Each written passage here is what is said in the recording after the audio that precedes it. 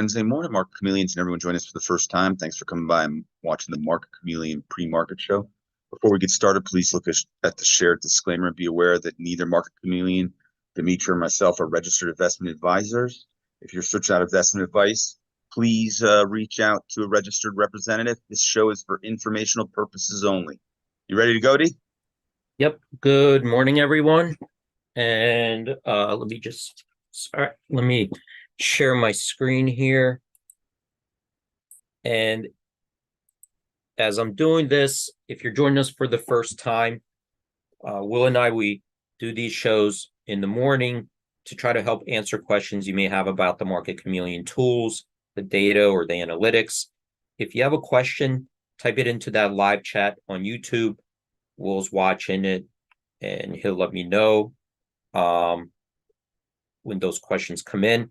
And to give you a couple minutes to put those questions in, we're going to take a look at our pre-market report to see if we could get insights, what's going on in the pre-market hours, and then we will move on to our questions. So here we're looking at the pre-market report, and up top we have this calendar view, and this shows us the most recent historical dates and summary statistics, what happened in the pre-market hours on that date. If you click on it, you'll get more details. The idea here is to compare today's pre-market activity to the most recent activity to see if we could spot anything unusual or eyeball and see a particular trend. So let's jump to today's activity over here on May 22nd. And here we see we have 375 stocks trading higher in the pre-market, 411 stocks trading lower. We have 417 million shares trading on up volume, 150 million shares trading on down volume. And if we convert that volume to dollar value, we have $2.8 billion worth of stock trading higher, $1.5 billion worth of stock trading lower. So it's a little bit of a mixed bag. We have more securities trading lower in the pre-market hours than higher, but the dollar value of the stocks trading higher exceeds the dollar value of the stocks trading lower. So here we have a little bit of a mixed bag. Let's look at it from a couple more perspectives. Let me refresh my screen here. We'll look at it from a couple more perspectives, and then we will move on to our questions. And I'm going to scroll down a little bit. And now we have this granular view of the pre-market trading. We have the stock symbols and the prices and price changes in volume in the pre-market. We also split it up into our most active stocks, biggest percentage gainers in the pre-market, biggest percentage decliners. And here we see we have 46 stocks that made it onto our largest percentage gainers list, 65 stocks on our largest percentage decliners list. So from that perspective, it looks like maybe a slightly bearish lean in pre-market trading activity. Now, to make it onto this list, we set thresholds in place because stocks in the pre-market can have very low volume, very low liquidity. If it meets our thresholds, it could make it onto this list, and that will include small cap stocks. It could include ETFs. It could have a leveraged ETF or an inverse ETF, closed-end fund, and so on. So to narrow down this list further, we could use our filters above. If you have a watch list that you saved and you track a certain group of stocks, you can filter this list by your watch list. We're going to use this in ETF filter in our example. So when we click on it, you get this drop-down menu to select from. Let's go ahead and choose the first one, which is SPY ETF. And when we do that, the list below will get filtered by stocks that are holdings in the SPY ETF. And what we did was narrow down the group of stocks we are analyzing to the S&P 500 constituents. because that's the SPY, S&P 500 ETF. Here, 5 stocks made it onto our percentage gainers list. 5 stocks hit our biggest percentage decliners list. So that also is pretty neutral from this perspective. And we looked at a couple different angles, and I think nothing really points to overwhelming bullish or bearish leans in the market. I think so far it's just a mixed bag, and neutral in the pre-market trading. So we gave it a couple minutes. I think I'll go to the questions now. All right. Well, we had an outstanding question from Rob yesterday, who's on about NVIDIA earnings. I know it's the biggest earnings of the season. This NVIDIA they've been talking about on the news, but he also had a question this morning that he popped up about the NVIDIA trade cards are showing quite a bit of edge. He's wondering why that is. I don't know if you want to take those together or one at a time, but can I share my screen before you go at it? Yeah. Share my screen while you go to the. All right, before we get started, just one more look at the disclaimer. Thanks, Steve. Yep. All right, let me share my screen here. And okay, so let's just jump to NVIDIA for now. Take a look at it. So over here, we see that today NVIDIA is scheduled to release its earnings after the market close. Okay, so we'll still have a full days of trading today. And then, after the market closes, it's going to announce its earnings. Let's take a look at yesterday's activity in NVIDIA, just out of curiosity. And I'm going to jump to the VWAP table. Okay, I hit regular hours, and this is yesterday's VWAP table, because right now we're not open yet. So these are the statistics for how the stock traded yesterday during regular trading hours. I'm going to reference some of these just because we're building this section up, and we might as well talk about it a little bit as we're building it up. But the idea here is that we're looking deeper into the stock trading. In this case, it'll be NVIDIA. And instead of looking at the the stock volume in aggregate, like just total volume, we're trying to dig deeper inside and try to figure out what's really going on underneath the surface.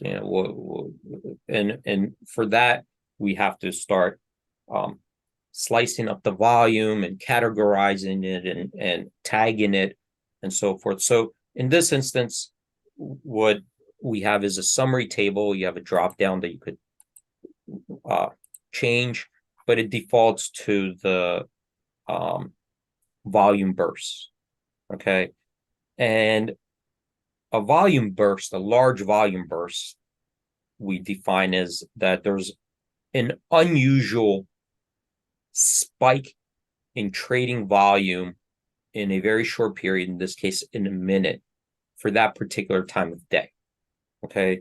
So our system keeps track of daily volume profiles throughout the day, every day, and we keep these stats. And then if there's an unusual spike in the volume, we tag it and we keep track of it, so we can go back and analyze it to see, what happened around that time, and try to get a sense of, who's doing what, are there positions being established and so forth, or liquidated. So yesterday, this is what happened in NVIDIA, and this could be just leading up to the earnings, because leading up to the earnings or day of earnings, we'll definitely see spikes in trading volume. And what we're looking at is for those big volume spikes, which indicates that there was a big institutional trader that came in and quickly scooped up liquidity. All right, so this wouldn't that would be the inference, because it traded really fast for a large dollar value. So here in NVIDIA, what we see is that we had 9 buy volume bursts for one. If we took the notional value of all of them, was $1.7 billion worth of stock for the VWAP price of $950.90, $950.90, and the average price impact was up 82 cents from the volume burst. Okay, so it was a big spike in volume, and stock went up, and the impact was about 82 cents on average. So we could compare that to what does it typically do on an average day. So we see that we had around five different, if we took the quantity of bursts that we typically witness, around 5 on average for 1.2 billion. This is in the last 30 days VWAP for an average price impact of $1.49. So this is above, it is slightly above the average. Definitely the number of bursts were above the average. Dollar value a little bit above the average. The price impact not as below, meaning that when they came in for the buy burst, there was a little bit more liquidity there. Could have been sitting in the dark pool, we could go and research that. But it's not like significantly bigger. It is bigger, but it's not significantly bigger. It's not like 10 times bigger. It's a little bit bigger. But the only maybe other thing that is just worth mentioning is that there were no sell bursts here. So we didn't detect any on the sell side. And usually we see at least, around 7 on average for 1.9 billion with a price impact of $1.87. So the only inference here is that there weren't, at least from the sell side, we didn't see any type of burst, which is, usually we see some. Okay, so it was all weighted towards the buy side. And I just wanted to kind of bring that up. We'll go look at the earnings data, but we'll talk more about this, especially as we built this section up. I want to talk about it so you kind of understand the metrics and statistics behind it. And one thing is, if you do click on it, you see the times when we spotted these volume bursts. Okay, so these are different, all 9 of them, one at 10:36, one at 11:02, one 12:12, 12:16. And these little plus signs say that there's something else that happened in the market at that time.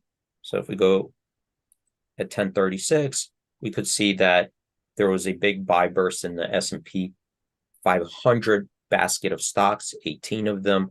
So this could have been something that, if you click on it, you could see here Microsoft, LYV, and so all these experienced simultaneous buy burst as well. So it could have been part of a program trade, just in a basket of goods there. So that could explain some of it. And the idea there is, if we detect something, then we want to try to see, well, was there anything else happening around that time that could explain that buy burst away? All right. And if not, then we're going to take a look at it in isolation to see, okay, is there potential a bigger position trying to be established, because that's what we're looking for, for a buildup or an establishment of bigger positions. Okay, so let's move on, because the question I think had to deal with earnings. So I'm going to move on and let's look at these interactive charts. Yeah. We did have questions about this before from a new, and I was trying to read it to understand. I'll read it to you. Maybe you can understand. Okay. So Scoro, and thanks for joining and asking the questions. Scoro, he's new to the chat. He says, there's a delay between the chat and when Dimitri's talking. So I don't know exactly when he asked this, but it says, but that depends on the order book. What would it tell you about the future price question? There is no sell or buy volume. There are bids and asks. You're going by change in price, then calling it sell if price has gone down, buy then who bought future transactions. Right. So let's come back here. So let's take a look at. So I think that while I'm going back to the volume bursts, and there are two things going on here, right? The question would be, well, why is it a volume burst, right? And then why are you saying it's from the buy side, or why are you saying it's from the sell side? So the first one is, why is it a volume burst? Why are we looking at it as a volume burst? And here, let's just go. And the way we are measuring it is that this is an ask fee. What do I do here? Right. So the way we're measuring it is, for that time of day, what type of volume do we typically see, right? Like what is an average volume, and then we take ranges, right? So it's not always at the same level. You could see here, it's not always at the same level. These are the dollar value.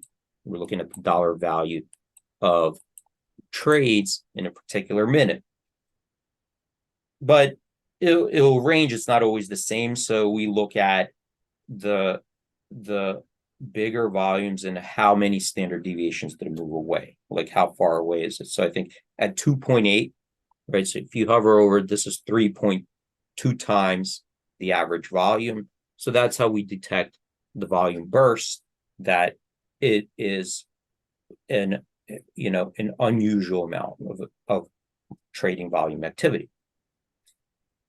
So, okay, but then the question, and I think his question was, how do you know it's a buy or a sell? Because you have bids and offers and whatever he was saying. Yeah, well, obviously, if something's bought, something's sold, right? Right. So how do we know, right, that it was a buy burst or sell burst? So when we look at something trading, right? When we look at something trading for prices, right? So we have a price here. This is where the volume weighted average price was 944.16. And then it moved up to 945.91 on a large volume. So there are buyers and sellers. Of course, every transaction has a buyer or seller.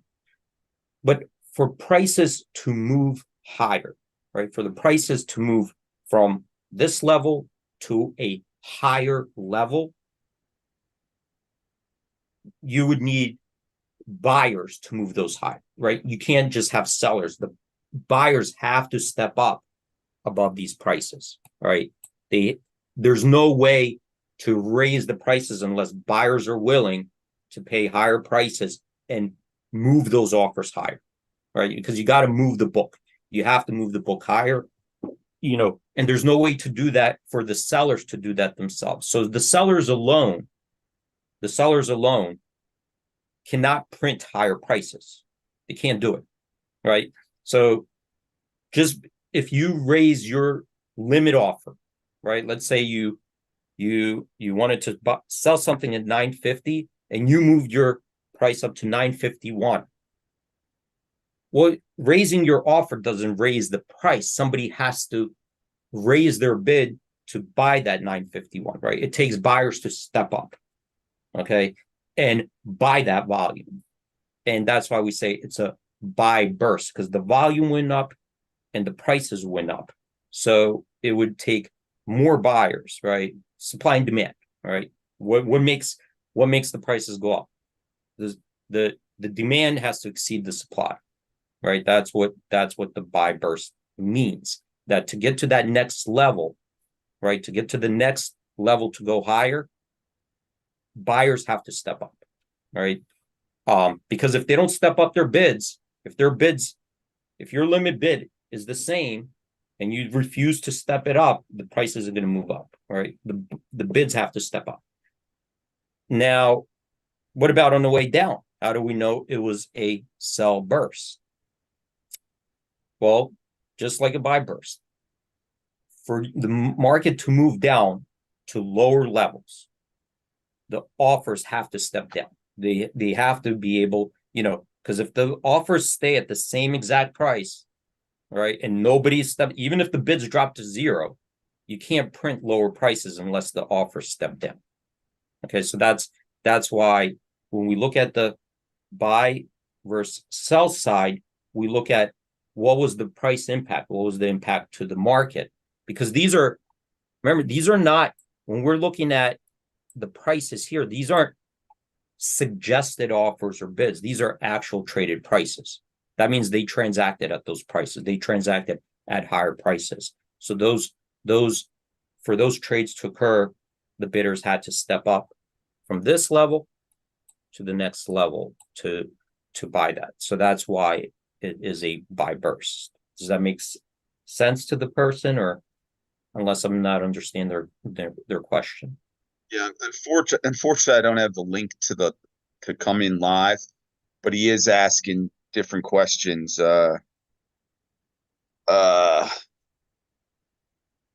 wish he could come on live. So he says, you keep saying sell or buy. The change occurs before that on ask or bid.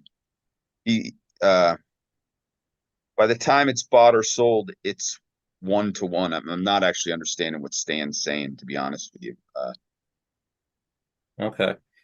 All right. Well, yeah, I don't know. Maybe if you gave us an example, but I'm not sure either what that question is. So let's just move on to the earnings. If he clears it up, let me know. Yep. Okay. So let's go to the interactive charts. So over here, NVDA is reporting today after the market close. And